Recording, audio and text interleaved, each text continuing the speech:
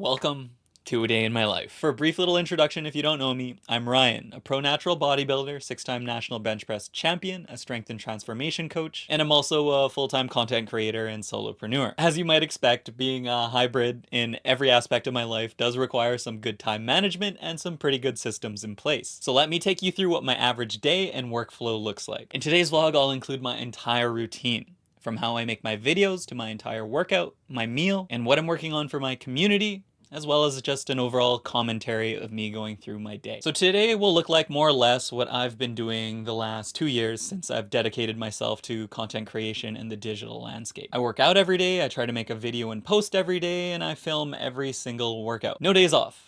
But this doesn't really feel like work to me. I genuinely enjoy everything I'm doing and all of the growth that has come along with it. So I initially blew up on Instagram and TikTok these past 2 years, and I'm just now uploading my entire short form library to YouTube. So there is a bit of a time delay between what's happening on my YouTube shorts and what I'm doing now. I think I'm a little under a year behind content-wise. But to catch you up, I'm currently in preparation for a street lifting meet in Texas in 3 weeks. So I think that should provide the context. So let's get to it.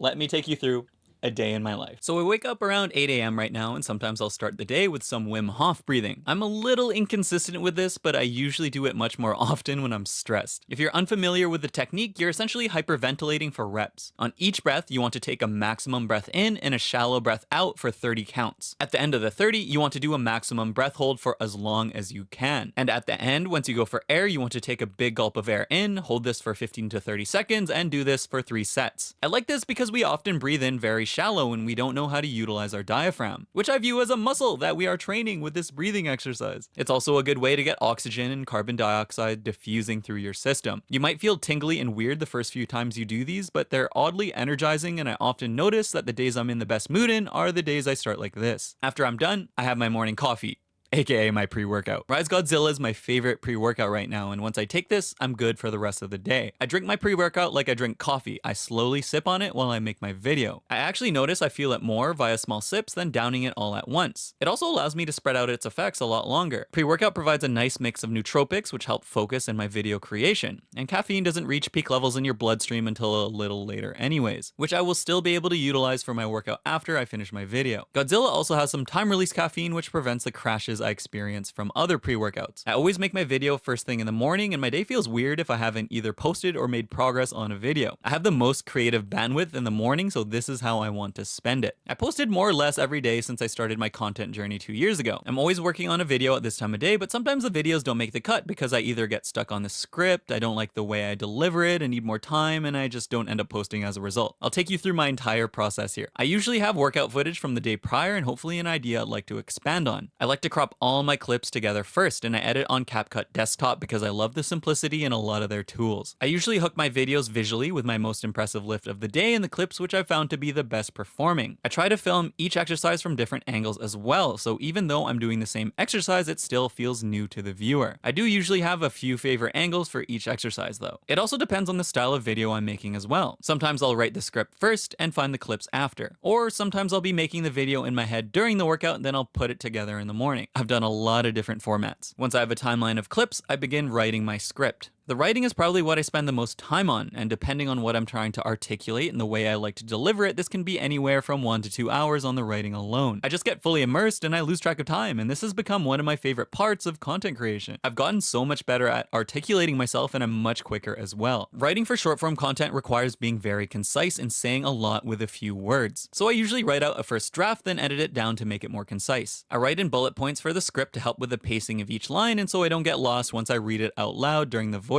Writing for social media requires a specific format. You want to hook attention immediately in the video with both a visual and audio hook and describe what you'll be discussing or highlighting. Storytelling is a big aspect, and I notice that my videos which perform the best have a great combination of both storytelling and educating, and me being shredded and strong in the background. Throughout the video, you want to storytell in a way which retains the viewer as well, so you want to keep it very engaging. In this video, I have the underlying story of me preparing for a street lifting meet and how I'm using the peaking principles I learned from powerlifting to apply them to my street street lifting movements. So I want the audience to be filled in on what I'm doing and have some takeaways with how they can apply these principles to their own training. Once I'm happy with my writing, I go straight into my voiceover. My first voiceover gets the timing down and informs me whether I need to trim or add anything to the writing. Sometimes I get it on my first take, and other times it might take me 5 tries. Something I've been working on is conveying more emotion through my voiceovers, which I didn't do that well when I first started. Once the voiceover is finished, I crop it together, then I start moving clips around for my second edit to match the voiceover better. Once I'm happy with the clips, I'll color correct things. I like adding 30 sharpness, 20 clarity, 2 saturation, 2 contrast, and I'll adjust exposure depending on the clip. I'm essentially trying to make myself look more jacked without making it look too artificial. Then I'll add in my captions. For my captions, I like having each line with a few words, but be effective as a standalone line to make things easier to follow along with. Auto captions are a great feature on CapCut. Once I'm done with this, I'll ship out the video. I'll transfer the file to the cloud where I'll download it on my phone to retain quality. Then I'll find a song which matches the vibe of the video I'm going for. I tend to gravitate towards trending songs, but I've also saved a bunch for different types of videos. After I find a song that matches, I'll start writing out the caption. On the caption, I'll either summarize what I discussed in my video or add in any relevant details I might have missed due to the limitation in time. And at the bottom, I'll add some copy for my community, which I like to change up each time to emphasize a different aspect of the community. Then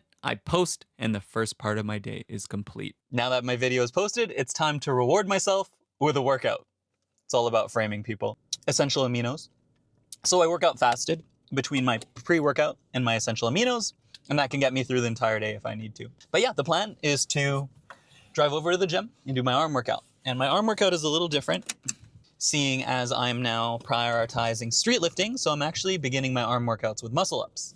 Although I'm not competing in a muscle up event, I still want to train it as if I am, because I would like to do a weighted muscle up event in the future. But as far as scheduling went, the only competition I found which could kind of fit in between my bodybuilding and powerlifting season was this one in Texas, which is only weighted dips and weighted pull-ups. So the plan today is to start with a muscle up variation. I'll be training at Throne, which doesn't have the best setup for muscle ups because the only bar I can do muscle ups on is a little short for me. Normally I start with my close grip bench press, but I've been doing that second, so I do experience a little more fatigue from the muscle ups, but that's fine. I will say I've been having a blast learning muscle ups. Just the whole technical aspect, trying to get momentum under control and make it look aesthetic and seamless.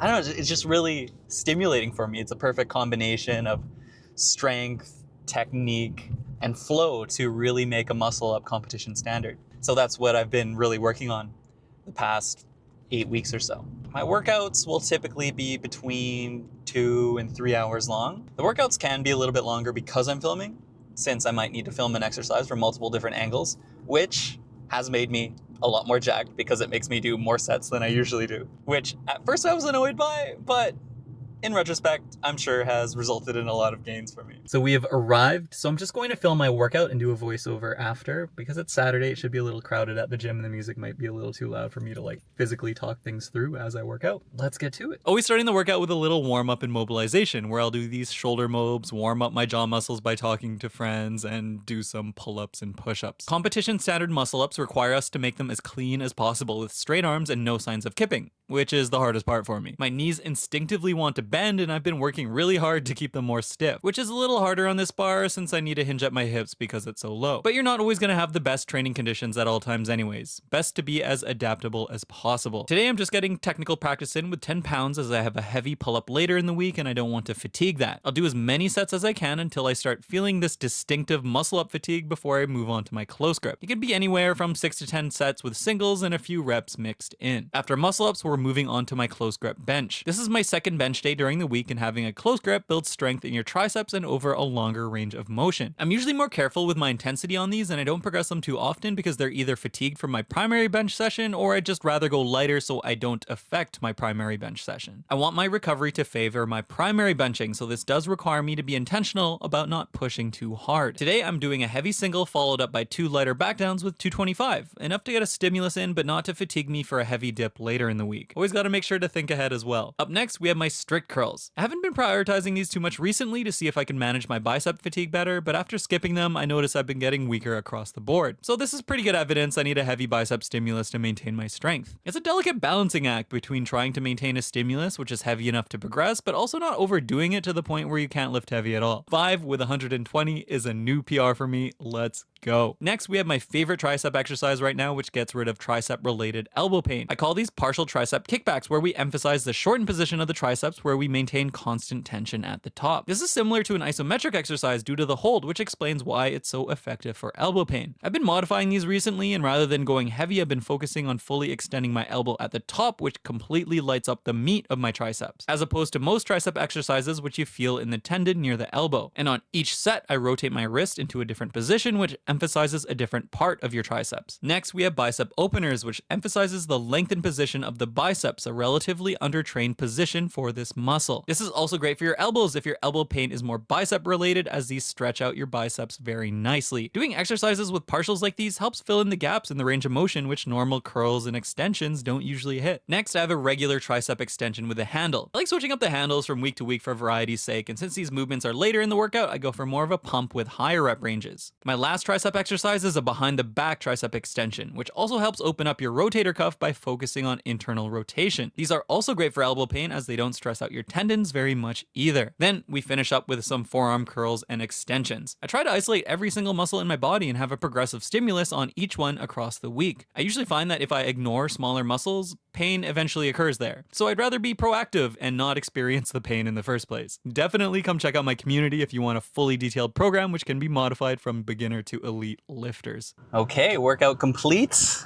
That was a little over 3 hours for an arm workout, and that's pretty typical and standard. So this marks about, I guess, halfway, a little over halfway through my day, and from here, let's go grab my meal. So I'm gonna take you to my favorite place to eat out, actually.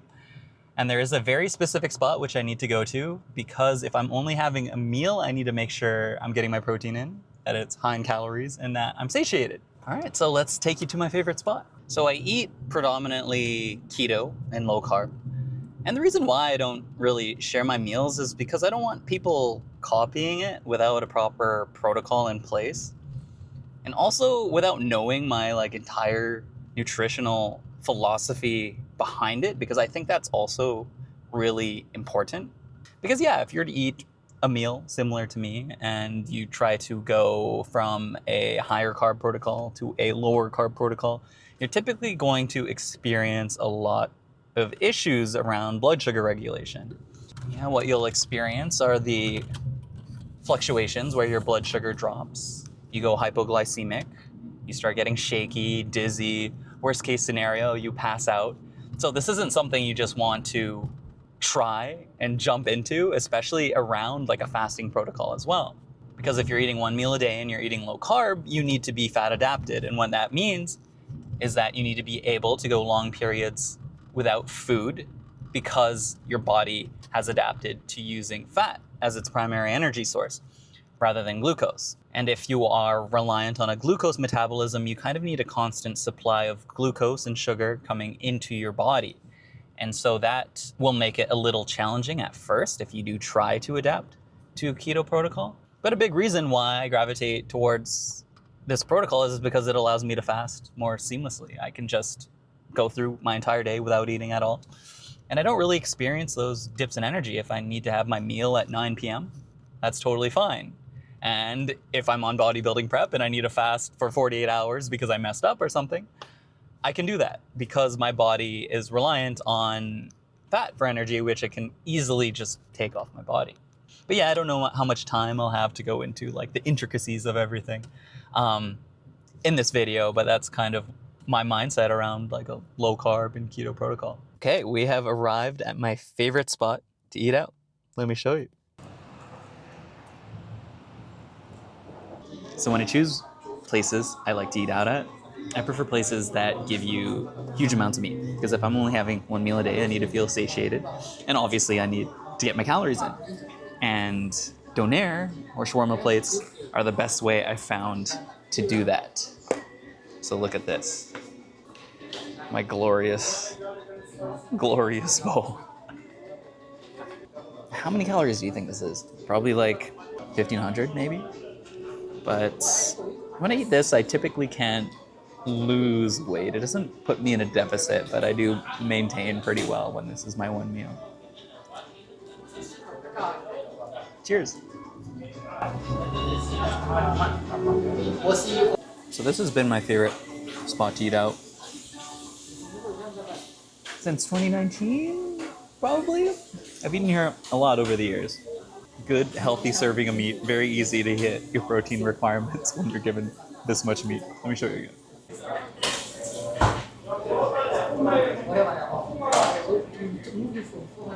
I'm eating out a little less often now compared to what I used to, as I am trying to maintain a much leaner body fat percentage. But when I do, it's typically just going to be a donair bowl where I get meat and the salads. So I just ask for a beef salad wherever I go. And yeah, if I'm going through more of a ketogenic phase, I'll get literally just the meat sometimes. I have a rotation of 3 meals I eat currently, and this is one of them. So yeah, I typically have meat-heavy meals because that's simply what I've found to just satiate me and last me the longest.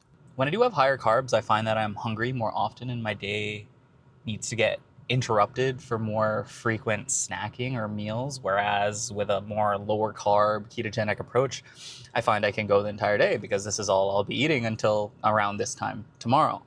And I'll have a protein shake after this, and past that, that's pretty much what I'll be utilizing for fuel.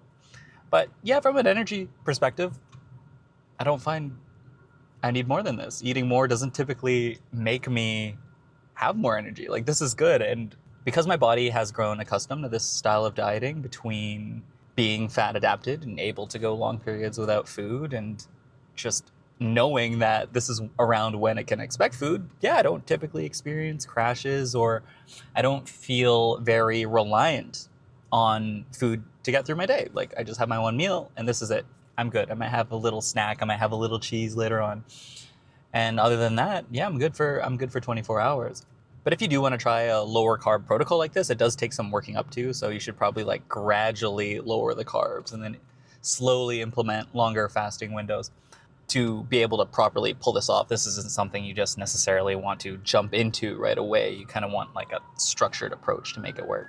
So after my meal, I usually have a little bit of leisure time. Right now, since it's summer, I like to lay in the sun. I'll post my YouTube shorts, respond to comments, or even listen to a podcast. This is where I'll get my little recharge before I start my work at night on my online community, which is currently how I'm making my living. The community started as a program initially, but it's evolved into quite a comprehensive coaching platform for me. I managed to accumulate all of my knowledge inside easy to follow programs, courses, and a searchable vault of already answered questions on the message boards. It allows me to charge much less and simultaneously coach more people because it allows me to teach all the underlying principles via this content inside. Then you can contact me within the community if you need clarification, modifications, form checks, or if you need some extra motivation or life advice. I couldn't be more happy this technology exists because this makes coaching so much more sustainable for me. So I don't need to burn myself out writing programs every day. I just teach everyone how to program inside. Then there's this whole community element, which I didn't even know that I needed myself. It brings me so much joy seeing all of the members hit PRs, post them to the message boards, transform their physiques, and interact with each other all inside. It's just been really rewarding facilitating all of this. As far as my tasks go, every day I'm doing something different. Since all operations and marketing is on me, there's tons of different things I've needed to learn and implement. Day to day, I'm usually answering DMs, writing posts, creating new courses and programs, and I'm improving upon the pre-existing content in there already. And today, I'm creating a post for our community's next 6-week transformation challenge. Every 6 weeks, I host a new challenge inside with a cash prize to help motivate the members inside. A big part of my own progression was that I was very competitive over my entire career, so I wanted to facilitate a similar effect within the community. I truly believe that having a competitive element will bring out the best progress in people. These competitions are evolving as well. We have strength challenges, transformation challenges, and one day I hope to even host these in person. I'll keep it brief on my community though, as this video is getting a little long. I could literally talk about it all day. I will eventually do a long form video on what it took to build it though. I think that would be useful for online coaches who'd like to utilize the platform. And after I'm completely spent at the end of the day, I'll wind down watching a TV show, anime, playing video games, or maybe I'll be planning out some content for the next day. Between training, filming, writing content, and working on the community, I probably work between 8 to 12 hours, 7 days a week. But this doesn't feel like work to me. Everything I do is self-elected and requires a form of overcoming myself, which represents self-mastery to me, which I find extremely fulfilling. Over this journey, I've needed to teach myself how to write, edit, speak to the camera, build an online product, market my product, learn how to consistently deliver value, and optimize everything I can while also learning of my shortcomings, and learn how to tend to my body and its needs so that I don't burn out. And I see myself spending my days in the foreseeable future exactly like this. I love making content. I want to get better as a creator and a writer, and my body is currently in its prime. So I want to continue to compete at the highest level and document everything so I can inspire and show what our bodies are capable of. So I hope you enjoyed a day in my life. And I'm committing to more long form content, so you can expect a lot more of these types of videos coming up soon.